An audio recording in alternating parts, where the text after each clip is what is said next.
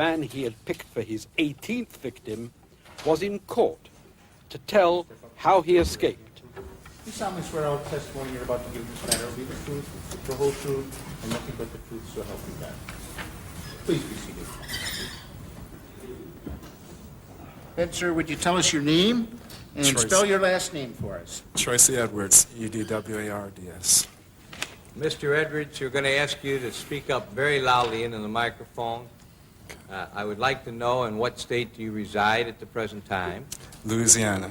And how old are you, sir? 32. 32? And you are single? Yes. You were in Milwaukee, Wisconsin on July the 22nd, 1991? Yes.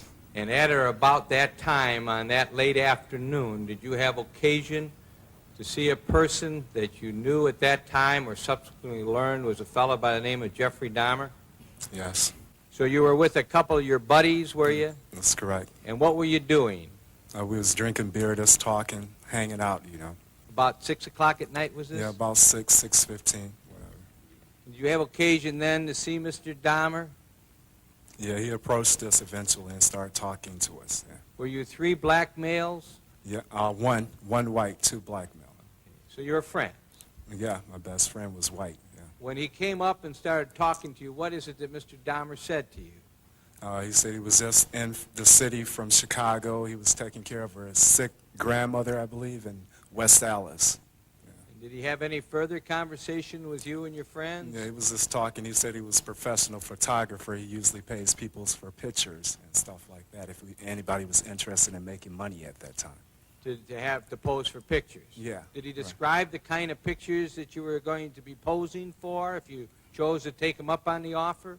He said nude. Nude. Right. You went up to the apartment.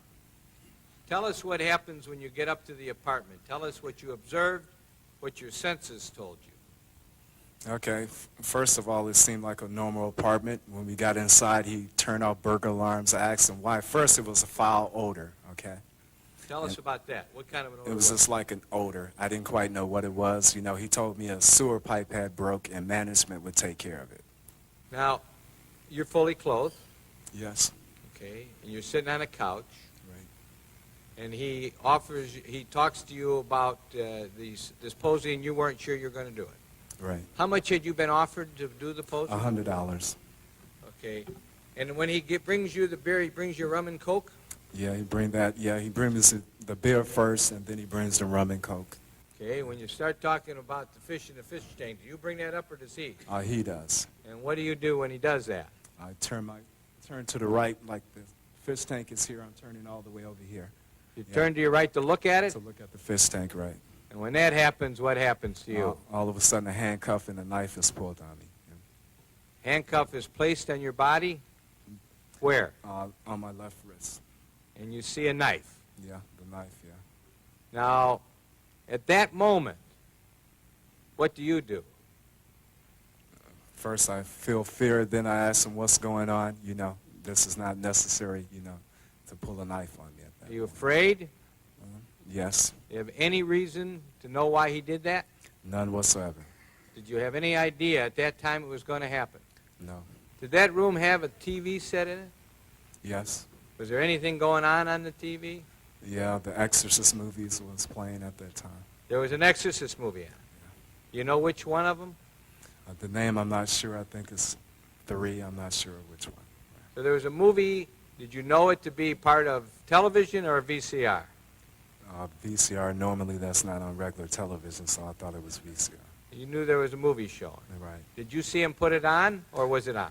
No. When we first got into the apartment, he went through the back to the back bedroom. Maybe he put it on then. I'm not sure. Okay. And then what happened? You're both sitting on the bed? Yes. Are you still in handcuffs? Yes. Is he holding the handcuff? Right. Do you still have the knife? Right. Is it pointed at your side, as you've told us before? Right. You trying to be cool? Very much so. You're not fighting with him? No. What's your intention? What are you planning on doing? Getting away. I was contemplating on at the point jumping out the window. I was basically talking with this person, trying to let him know I was his friend. As you were sitting there on the bed, when he had you by the handcuff, and a knife at your side, at that time, which would have been maybe 7 o'clock, Something like that. what impression was made upon your mind by the conduct, action, manner, expression, and conversation that you observed of Mr. Dahmer? His frame of mind is what you want to know, right? Okay, he acted. At times, he would go through like different changes with me. You know. Tell us about that. 1 minute he's like nice, then he was telling he didn't want people to leave him or abandon him, things of this nature. You know. Yeah. Well, what did you think about him as a person? What impression was made on your mind of this fellow that you're dealing with here? Yeah. That at times he wasn't himself, and then at times he was like a nice guy. You know. He would come and go different times. You know, throughout the whole time. Then he would like sit, being quiet at times, watching a movie, wanting me to watch the movie, you know, and just doing little chanting sounds, you know. Did you observe him watching the movie and how he would react to the movie? Right, he would like just start rocking back and forth when he, you know, certain parts of the movie or whatever. You have to say, what did he say, madam? He was like chanting in certain times and rocking back and forth, right. Tell us about his chanting. What was that all about? I'm not even sure, sir, but it was just like, I can't tell you the words. I couldn't understand what he was saying at that time. Can you mimic him? How it sounded? It was like a slow slur, like, some of that nature, some close like that, I'm not sure. Did it keep on for a period of time? Off and on throughout the ordeal. And how about the movement back and forth? How was that being effectuated? Just like back and forth, he would do it every now and then. You know? Just as you are rocking in your Right, chair. like this, And chanting. and chanting. Was there any parts of the movie that was going on that you saw that he said anything about? It was like the part about the preacher that used to be a preacher that had got possessed, and that it would seem like he was like interested in that part. That part had his attention more than anything. But tell us about what you mean by that. What impressions were made upon your mind when this was going on as to had his attention? How did he appear to you? It appeared like it was like he wanted to mimic it or be like that part, you know, being demonized or whatever in that nature. I'm sorry, I missed you. Yeah, like he wanted that type of movie, that part, certain parts of that part interested him, you know. It was like he changed with it at times. Then he would get more aggressive, try to get me to handcuff myself, both hands. He's told me it made him feel more dominant.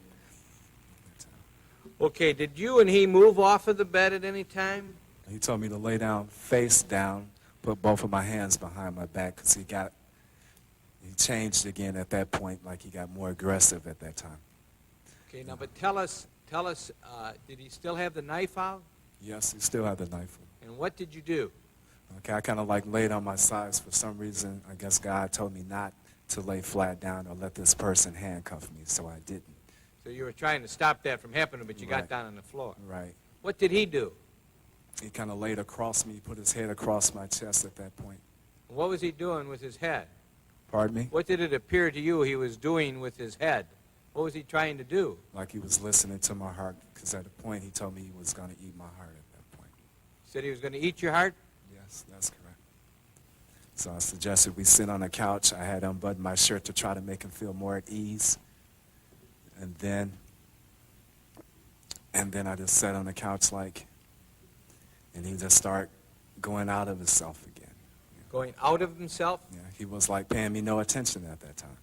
Like he Yeah. wasn't there? He started the chanting again, and it's like just sitting there, you know. And then I just, for some reason, I said, well, I need to go to the bathroom again, and he didn't follow me at that point.